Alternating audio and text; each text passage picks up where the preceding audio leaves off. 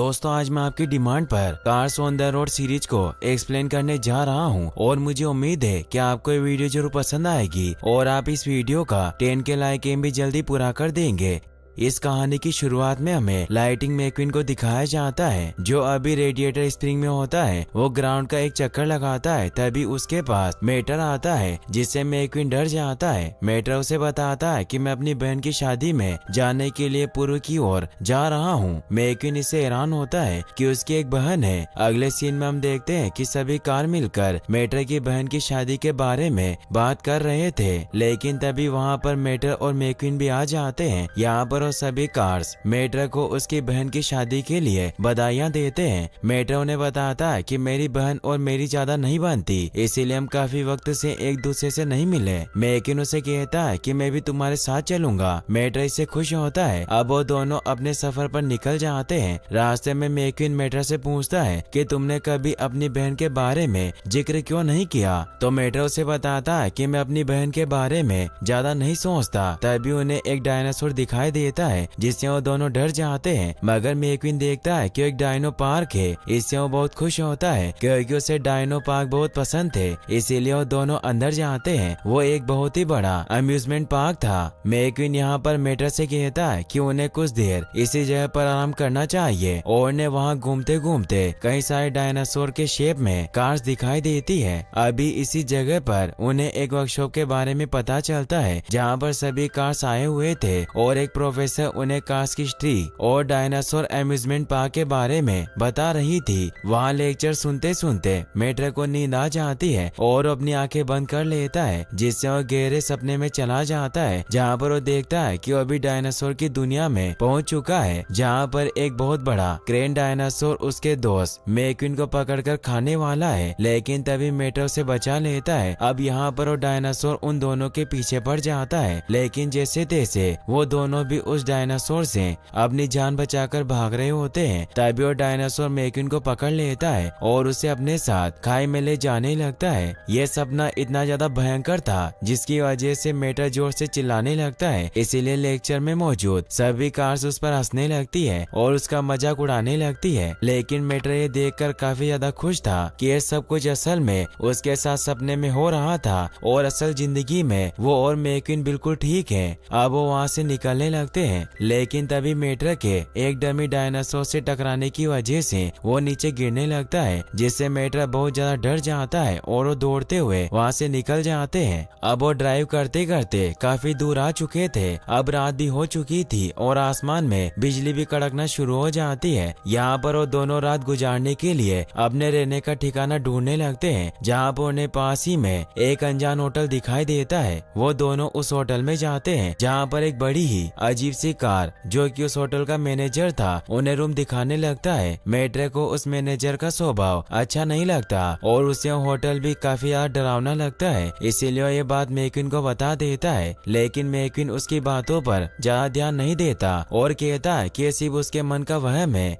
अब वो दोनों अपने रूम में पहुंच जाते हैं जहां पर मेटर काफी ज्यादा थक चुका होता है, इसीलिए वहीं पर सो जाता है। मगर तभी मैक्विन को वहां पर डरावनी आवाजें और चीखें दिखाई देने लगती है, जिससे वो बहुत डर जाता है। उसे कोई आवाज अपनी तरफ बुलाती है, इसीलिए वो बाहर आता है। तभी उसे कुछ कार की तस्वीरें दिखाई देती है, जिससे वो काफी डर जाता है, लेकिन फिर भी वो उन सब को अनदेखा करके आगे बढ़ने लगता है। और तभी अचानक उन सभी तस्वीरों में से उन कार्स की आत्माएं बाहर आ जाती है जो कि मैक्विन के पीछे पड़ जाती है। यहाँ पर उन आत्माओं को देखकर मैक्विन काफी ज्यादा डर जाता है और अब अपनी जान बचाकर भागने लगता है। यहाँ पर भागते भागते वो होटल के उस कोने में आ जाता है जहाँ पर उसे दो ब्लू कलर की कार्स दिखाई देती है और देखते ही देखते वो भी शैतान में बदल जाते हैं। यहाँ पर मैक्विन काफी ज्यादा डर जाता है और वहाँ से भी भागने लगता है, लेकिन तभी उसे किसी कमरे से आवाज आने लगती है और जब वो उस कमरे के दरवाजे को खोलकर देखता है तब अंदर बहुत सारे भूतिया कार्स पार्टी मना रहे होते हैं, जो कि मैक्विन को भी अपनी पार्टी में शामिल कर लेते हैं और उसे जबरदस्ती डांस करवाते हैं। यहाँ पर जैसे तैसे मैक्विन अपनी जान बचाकर भागना चाहता है, लेकिन तभी उसे एक और भूतिया कार दिखती है जिसके इंजन से आग निकल रही थी। अब वो भी मैक्विन के पीछे पड़ जाती है, जिससे बचते हुए मैक्विन काफी तेजी से भागने लगता है और अचानक एक दरवाजे के जरिए किसी बहुत ही डरावनी जगह पर चला जाता है और वहाँ पर उसके पीछे कई सारी कार्स की आत्माएं पड़ जाती है। लेकिन फिर से एक और दरवाजे के जरिए मैक्विन उसी होटल में आ जाता है। अभी यहाँ पर इतना सब कुछ होने के बाद मैक्विन काफी ज्यादा डर चुका था, इसीलिए वो तुरंत मेट्रो के पास अपने रूम में आ जाता है और उसकी वहीं पर आग लग जाती है। कुछ ही समय में सुबह हो जाती है और मेट्रो से जगह देता है। यहाँ पर मेट्रो मैक्विन से कहता है कि उसे काफी ज्यादा अच्छी नींद आई और वो इस होटल से बिल्कुल नहीं जाना चाहता। लेकिन मैक्विन काफी ज्यादा डर जाता है और उससे कहता है कि हमें अभी के अभी इस होटल से निकलना है, इसीलिए वो लोग जल्दी से जल्दी उस होटल से निकलने की तैयारी करते हैं। अब जैसे ही वो लोग वहाँ से चले जाते हैं तब रिसेप्शन पर एक लेडी कार अपने साइड वाली तस्वीर को देखते हुए कहती है कि तुमने फिर से मेहमानों को परेशान करना शुरू कर दिया रेंडी। और तभी वहाँ पर उस तस्वीर से रेंडी का भूत आ जाता है और जोर जोर से हंसने लगता है। वहीं मैक्विन और मेटर अपने डेस्टिनेशन की तरफ बढ़ रहे होते हैं। वो दोनों आपस में कुछ बातें भी कर रहे थे। यहाँ पर ड्राइव करते करते वो लोग एक जगह पर पहुँच जाते हैं जिसका नाम होता है सोल्व फ्लैट्स। उन दोनों को ये जगह काफी ज्यादा अच्छी लगती है, इसीलिए कुछ देर यहाँ पर घूमने का प्लान बनाते हैं। आगे हम देखते हैं कि उस जगह पर उन्हें कई सारी मॉडिफाइड कार्स दिखाई देती है जो कि दिखने में काफी ज्यादा एडवांस लग रही थी। असल में वो सभी कार्स एक रेस की तैयारी कर रहे थे, इसीलिए उन्होंने खुद को कई सारे जेट्स और हाईटेक इंजन लगा दिए थे ताकि वो लोग रेस में जीत पाए। यहाँ पर मैक्विन अपने दोस्त मेटर को उन सारी कार्स के बारे में बताने लगता है कि कैसे इस रेस में वही कार जीतेगी जो काफी ज्यादा स्पीड से भाग पाएगी। अब यह बात सुनकर मेटर को भी उस रेस में पार्टिसिपेट करने का मन करता है। तभी वहाँ पर उन्हें दो कार ब्रदर्स दिखाई देते हैं जो कि असल में कार मॉडिफायर्स थे। उन्हें पता चलता है कि मेटर भी इस रेस में भाग लेने की सोच रहा है, इसीलिए वो लोग उसे कहते हैं कि वो दोनों मिलकर मेटर को हाईटेक जेट्स लगा देंगे जिसकी वजह से वो भी इस रेस में पार्टिसिपेट कर पाएगा और काफी तेजी से भाग पाएगा। मेटर इससे बहुत खुश होता है मगर मैक्विन उसे ऐसा करने से मना करता हुआ कहता है कि हम बस यहाँ से गुजर रहे थे। मगर मेटर उसे बताता है कि मैं हमेशा से फास्ट बनना चाहता था और उन दोनों कार ब्रदर्स के साथ गैराज में चला जाता है जहाँ पर उन लोग उसे काफी ज्यादा मॉडिफाइड करते हैं और उसके ऊपर काफी सारे पावरफुल इंजन लगा देते हैं। अब मेटर रेस करने के लिए तैयार था, इसीलिए उसे ट्रैक पर लॉन्च किया जाता है। मेटर फुल स्पीड में आगे बढ़ने लगता है। मैक्विन को मेटर की काफी ज्यादा चिंता हो रही थी, इसीलिए वो भी उसके पीछे पीछे इस रेस में भागने लगता है। हालांकि मेटर को रेस करने में काफी ज्यादा मजा आ रहा था, इसीलिए सभी रिकॉर्ड को तोड़ता हुआ आगे बढ़ता है। मैक्विन भी बहुत फास्ट आगे बढ़ने लगता है। उसकी स्पीड इतनी ज्यादा थी कि जजेस के स्पीडोमीटर भी क्रैक होने लगते हैं। मगर अब ज्यादा स्पीड की वजह से मेटर के ऊपर लगे हुए वो सारे जेट्स और नटबोल्ट सब निकलने लगते हैं और एक एक करके उसकी बॉडी से अलग होने लगते हैं। मैक्विन इससे काफी ज्यादा घबरा जाता है। तभी अचानक टाइम फ्रीज हो जाता है और उसकी आत्मा अपनी बॉडी से निकलकर soul of the speed demon से मिलती है जो कि मौत का फरिश्ता था। यहाँ पर वो फरिश्ता मेटर से कहता है कि तुम इतनी स्पीड से ड्राइव कर रहे थे जिसकी वजह से तुम्हारी मौत होने वाली थी और अब कुछ ही समय में तुम मरने वाले हो, इसीलिए मैं तुम्हें लेने आया हूँ। यहाँ पर मेटर उस फरिश्ते की बात टाल देता है और कहता है कि मैं इस रेस को जीत कर ही रहूंगा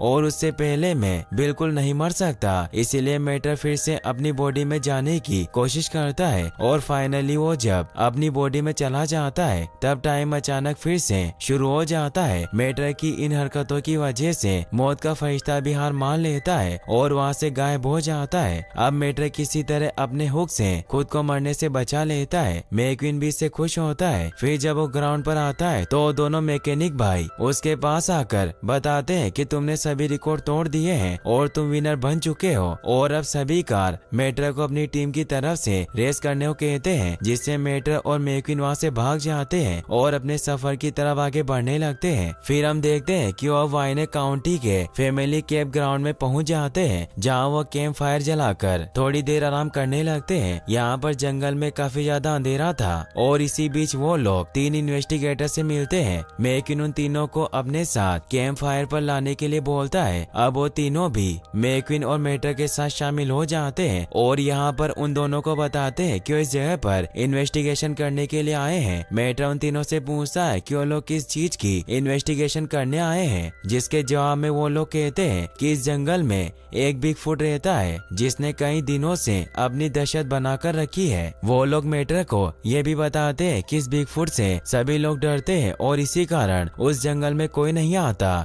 उन तीनों इन्वेस्टिगेटर्स की ये बातें सुनकर अब मेटर और मैक्विन कहते हैं कि वो दोनों भी बिग फुट को पकड़ने में उनकी मदद करेंगे। यहाँ पर वो तीनों इन्वेस्टिगेटर्स भी मैक्विन और मेटर की बात मान जाते हैं, क्योंकि उन्हें लगता है कि अगर ज्यादा लोग उस बिग फुट को ढूंढेंगे तो उन्हें जल्दी मिल जाएगा। अब प्लान के मुताबिक वो सभी जंगल के अलग अलग कोने में उस बिग फुट को ढूंढने चले जाते हैं, लेकिन जिस जगह पर मैक्विन बिग फुट को ढूंढ रहा था उसे किसी की आवाज सुनाई देती है और वो देखता है कि कोई बहुत बड़ी चीज झाड़ियों के बीच से गुजर रही है। अब देखते ही देखते वो चीज सीधे मैक्विन पर हमला करने के लिए उसके पीछे भागने लगती है, जिसके बचाव में मैक्विन भी बड़ी तेजी से भागने लगता है। इसी बीच पेड़ से टकराने की वजह से मैक्विन की हेडलाइट भी टूट जाती है, जिसकी वजह से वहाँ काफी अंधेरा हो जाता है और उसे कुछ दिखाई नहीं देता। अब वहाँ पर वो बिगफुट मैक्विन के सामने आ जाता है और मैक्विन उससे बचने के लिए फिर से भागने लगता है, लेकिन वो एक पेड़ से टकराने की वजह से बेहोश हो जाता है। अब जब उसको होश आता है तो खुद को एक घर में बंधा हुआ पाता है। यहाँ पर उसे लगता है कि उस बिगफुट ने उसे पकड़ लिया है और अब वो उसे मारने वाला है, लेकिन तभी हम देखते हैं कि वो बिगफुट कोई और नहीं बल्कि एक मॉन्स्टर ट्रक था, जो कि इतने समय से लोगों को बिगफुट बनकर डरा रहा था। यहाँ पर मैक्विन उस मॉन्स्टर ट्रक से पूछता है कि तुम ये सब क्यों कर रहे हो, जिसके जवाब में वो मॉन्स्टर ट्रक बताती है कि मेरा नाम आईवी है और मैं एक स्टंट परफॉर्मर थी। एक दिन स्टंट परफॉर्म करते समय मैंने एक कार को कुचल दिया, जिसकी वजह से मुझे अब परफॉर्म करने से डर लगने लगा, इसीलिए मैं इस जंगल में भाग आई ताकि मैं शांति से रह सकूं। लेकिन यहाँ पर मेरे पीछे वो तीनों इन्वेस्टिगेटर्स पड़ गए, जो कि मुझे पकड़ना चाहते हैं, क्योंकि उन्हें लगता है कि मैं बिगफुट हूँ। और जब उनकी बातें चल रही होती है कि तभी मेटर मैक्विन को ढूंढते ढूंढते वहाँ पर पहुँच जाता है और वो देखता है कि असल में वो मॉन्स्टर ट्रक ही बिगफुट है। यहाँ पर अब मेटर को भी सारी बात पता चल जाती है और अब वो तीनों मिलकर उन इन्वेस्टिगेटर से पीछा छुड़ाने के लिए आईवी की मदद करते हैं और एक प्लान बनाना शुरू करते हैं ताकि वो इन्वेस्टिगेटर डरकर यहाँ से भाग जाए। सीन शिफ्ट होकर हमें वो तीनों इन्वेस्टिगेटर्स दिखाए जाते हैं जो कि बिगफुट को ढूंढ रहे थे। यहाँ पर प्लान के मुताबिक आईवी, मेटर और मैक्विन बड़ी चालाकी से उन तीनों इन्वेस्टिगेटर्स को पकड़ लेते हैं और मैक्विन उनके सामने एक एलियन का बेस बनाकर जाता है ताकि वो लोग डर जाए। वहीं दूसरी तरफ मेटर ऐसा दिखाता है कि जैसे उसे एलियंस ने पकड़ लिया हो और आईवी भी एक बड़े से एलियन के बेस में उनके सामने आ जाती है। इन तीनों का प्लान सक्सेसफुल होते हुए नजर आ रहा था, क्योंकि वो तीनों इन्वेस्टिगेटर बुरी तरीके से डर चुके थे और तुरंत अपनी जान बचाकर वहाँ से भाग जाते हैं। मेटर और मैक्विन अब वहाँ से निकलने लगते हैं, मगर तभी आईवी उनके पास आ जाती है, क्योंकि आईवी को मेटर और मैक्विन की दोस्ती पसंद आई थी, इसीलिए वो भी अब उनकी दोस्त बनना चाहती थी। वो उन्हें कहती है कि मैं भी तुम्हारे साथ चलना चाहती हूँ, क्योंकि मैं यहाँ बोर हो चुकी हूँ। मेटर और मैक्विन भी इससे खुश होते हैं और अब वो तीनों साथ में अपने सफर पर निकल जाते हैं। अगले दिन हम देखते हैं कि वो तीनों कार वॉशिंग सेंटर आए हुए थे, क्योंकि इतने समय तक जंगल में रहने की वजह से आईवी काफी ज्यादा गंदी हो चुकी थी, इसलिए उसे वॉश की जरूरत थी। वहाँ पर वॉशिंग सेंटर पर एक कार आईवी को उस वॉशिंग मशीन के अंदर डाल देता है, जिससे बाहर निकलने के बाद आईवी एकदम चमकने लगती है और बहुत ज्यादा खुश नजर आती है। वो इस बात के लिए मैक्विन और मेटर को थैंक यू कहती है, क्योंकि उन दोनों ने उसकी इतनी ज्यादा मदद की थी। आगे हम देखते हैं कि वो तीनों फिर से सफर पर निकल पड़े हैं और आपस में बातें भी कर रहे होते हैं, जहाँ पर आईवी उन दोनों को अपने बारे में कई सारी चीजें बताने लगती है। यहाँ पर वो लोग चलते चलते एक सर्कस के पास पहुँच चुके थे, इसीलिए आईवी और मेटर डिसाइड करते हैं कि वो लोग कुछ देर इस सर्कस में घूमेंगे। लेकिन यहाँ पर मैक्विन उस सर्कस के अंदर बिल्कुल नहीं जाना चाहता था, क्योंकि उसे बचपन से क्लाउन से डर लगता था। अब न चाहते हुए भी मैक्विन को उन दोनों के साथ सर्कस के अंदर जाना पड़ता है। यहाँ पर वो तीनों कई सारे जोकर कार से मिलते हैं और बाकी कार्स की रेस को भी देखते हैं, जो कि उस सर्कस में स्टंट परफॉर्म कर रहे थे। हालांकि उनकी परफॉर्मेंस देखकर मैक्विन को काफी ज्यादा डर लगने लग जाता है, क्योंकि उसे पहले से ही उछल कूद वाली चीजों से नफरत थी। लेकिन यहाँ पर कुछ परफॉर्मर कार्स उन तीनों के पास आ जाते हैं और आईवी को देखकर कहते हैं कि तुम काफी ज्यादा मॉडिफाइड और परफेक्ट लग रही हो हमारे परफॉर्मेंस के लिए। यहाँ पर आईवी बहुत ज्यादा खुश हो जाती है, क्योंकि उसे सर्कस में परफॉर्मेंस करने का मौका मिल रहा था। था, लेकिन साथ ही साथ उसे ये भी डर लग रहा था कि कहीं उसके पिछले परफॉर्मेंस की तरह वो इस बार भी कुछ गड़बड़ी ना कर दे और किसी कार को ना कुचल दे। हालांकि मेट्रो और मैक्विन उसका हौसला बढ़ाने की काफी कोशिश करते हैं, जिसके बाद आखिरकार आईवी वो परफॉर्मेंस देने के लिए तैयार हो जाती है। यहाँ पर अब कई सारी कार्स एक लाइन में लगी हुई थी, जिनके ऊपर से छलांग मारकर आईवी को उन्हें पार करना था। जब वो स्टैंड करने लगती है तब अचानक पहले की तरह उसका बैलेंस बिगड़ जाता है और वो एक कार पर गिरने वाली होती है, लेकिन तभी किसी तरह से वो खुद को बैलेंस और संभाल लेती है और वहीं पर डांस करने लग जाती है, जिससे वहाँ पर मौजूद किसी को भी पता नहीं चलता कि आईवी का बैलेंस बिगड़ चुका है, बल्कि उन सबको लग रहा था कि एक परफॉर्मेंस का ही पार्ट है। यहाँ पर आईवी के परफॉर्मेंस की वजह से सभी काफी ज्यादा खुश हो जाते हैं। आईवी भी काफी खुश थी और जब मैक्विन उसके पास आता है तो उसे बताती है कि अब मैं भी इन सर्कस वालों के साथ यही शो करूंगी, क्योंकि मेरा बचपन से ये सपना था कि मैं एक परफॉर्मर बनूं। मैक्विन भी उसकी बात समझ जाता है और अब मेट्रो और मैक्विन आईवी को यही छोड़कर अपने आगे के सफर पर निकल पड़ते हैं। इसी बीच आईवी एक बार फिर से उन दोनों को शुक्रिया कहती है और उसके बाद वो दोनों वहाँ से चले जाते हैं। वो लगातार आगे बढ़ रहे होते हैं। वो एक ऐसी जगह पर पहुँच जाते हैं जहाँ पर बहुत सारे ट्रक्स मिलकर आराम कर रहे थे। मैक्विन सामान लेने के लिए अंदर स्टोर में चला जाता है, तभी मेट्रो वहाँ घूमकर सभी ट्रक को देखने लगता है और उसे बहुत बुरा लगता है, क्योंकि वो खुद एक ट्रक था और उसके मुकाबले बाकी सारे ट्रक्स काफी ज्यादा एडवांस और वेल मेंटेड लग रहे थे। यहाँ पर वो अब काफी ज्यादा दुखी हो जाता है, लेकिन तभी हम देखते हैं कि उसे दुखी देखकर बाकी सभी ट्रक्स उसके पास आ जाते हैं और उसे मनाने के लिए गाना गाने लगते हैं। यहाँ पर वो सब ट्रक्स अपने गाने के जरिए मेट्रो को बताने की कोशिश करते हैं कि ट्रक्स कितने ज्यादा इम्पोर्टेंट होते हैं और वो हर काम को कर सकते हैं। यहाँ पर हमें एक बहुत ही मजेदार परफॉर्मेंस दिखाई जाती है और उन ट्रक्स का काफी अच्छा गाना दिखाया जाता है, जिसके दौरान वो सब ट्रक्स अपनी अपनी खूबियां बताते हैं और ट्रक्स की इम्पोर्टेंस बताते हैं कि किसी ट्रक का काम छोटा या बड़ा नहीं होता।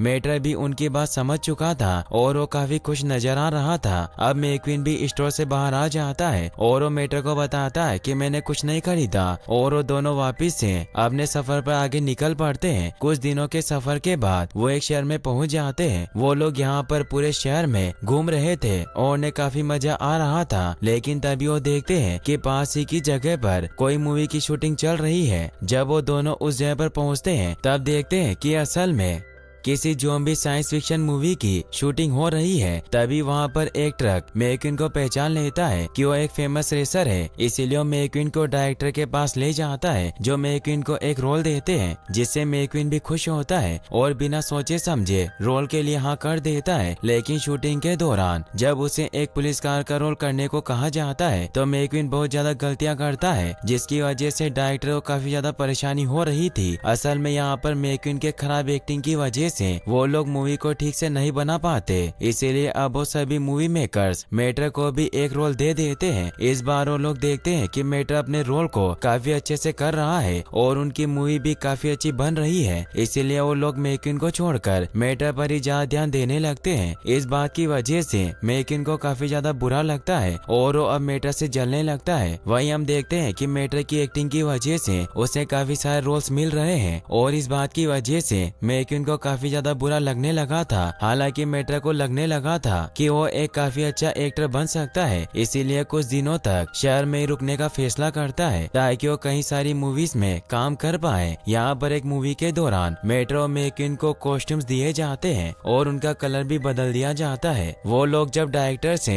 बातें कर रहे होते हैं कि तभी पीछे से आईवी आ जाती है। शुरुआत में तो आईवी मेट्रो और मैक्विन को उनके कॉस्ट्यूम्स की वजह से बिल्कुल पहचान नहीं पाती, लेकिन यहाँ पर मेट्रो और मैक्विन भी आईवी को देखकर काफी ज्यादा हैरान होते हैं और मेट्रो से पूछता है कि तुम यहाँ क्या कर रही हो। इसके जवाब में आईवी उन दोनों को बताती है कि मुझे यहाँ पर किसी शूटिंग के लिए बुलाया गया है। अब मेट्रो आईवी से पूछता है कि तुम्हारा सर्कस का काम कैसा चल रहा है, जिसके बारे में आईवी बताती है कि वो सर्कस में काफी अच्छा परफॉर्म कर रही थी और उसके स्टंट्स को देखकर उसे एक वीडियो सॉन्ग की शूटिंग में परफॉर्म करने के लिए बुलाया था। ये सुनकर मेट्रो और मैक्विन के होश उड़ जाते हैं, क्योंकि उन्हें लग रहा था कि यहाँ पर मूवी शूटिंग हो रही है। इसीलिए वो दोनों इस बारे में आईवी से पूछते हैं। आईवी उन दोनों को यहाँ पर बताती है कि असल में यहाँ पर मूवी की शूटिंग होने वाली थी, लेकिन अचानक राइटर्स ने डिसाइड किया कि वो मूवी नहीं लिखेंगे बल्कि एक सॉन्ग की स्क्रिप्ट लिखेंगे। अब सीन शिफ्ट हो जाता है और हम देखते हैं कि उस सॉन्ग की शूटिंग में आईवी काफी ज्यादा अच्छा परफॉर्म कर रही थी, जिसकी वजह से सब लोगों को उसकी एक्टिंग पसंद आ रही थी और यहाँ पर मेटर और मैक्विन को रिजेक्ट कर दिया गया था। इस बात की वजह से उन दोनों को काफी ज्यादा बुरा लगता है, लेकिन फिर वो अपने सफर पर आगे बढ़ने की सोचते हैं। इस शहर को भी अलविदा कह देते हैं। अगले दिन मेटर और मैक्विन आपस में किसी बहस की वजह से लड़ रहे होते हैं। असल में यहाँ पर मेटर फिर से खुद को बहुत ही कमजोर ट्रक समझने लगता है और उसे लगने लगता है कि वो ट्रक्स की बिरादरी में शामिल होने के बिल्कुल भी लायक नहीं है। हालांकि मैक्विन उसे समझाने की काफी कोशिश करता है कि उसे इस तरह की बातें नहीं करनी चाहिए, लेकिन यहाँ पर फिर भी मेटर उसकी एक भी नहीं सुनता और खुद को ही कोसने लगता है। ऐसे ही चलते चलते उन्हें कहीं से शोर शराबे की आवाज सुनाई देती है और जब वो लोग उस आवाज का पीछा करते हैं तो देखते हैं कि किसी जगह पर कई सारे ट्रक्स का कबीला मौजूद है जो कि आपस में पार्टी कर रहे हैं। मेटर और मैक्विन उन लोगों को देखकर सोच में पड़ जाते हैं कि आखिरकार यहाँ हो क्या रहा है, लेकिन तभी वहाँ पर उनके पीछे से कुछ ट्रक्स आकर उन्हें पकड़ लेते हैं और अपने कबीले में ले जाते हैं। यहाँ पर मेटर और मैक्विन उस कबीले की सरदारनी से मिलते हैं जो कि इन सभी ट्रक्स की मालकिन होती है। वो मेटर से कहती है कि तुम एक ट्रक होकर भी हमारी तरह नहीं लगते हो, जिसे सुनकर मेटर का दिल बहुत ज्यादा टूट जाता है और अब वो खुद को साबित करने की सोचता है। वो सरदारनी मेटर और मैक्विन को कहती है कि उन्हें सभी ट्रक्स के कबीले के सामने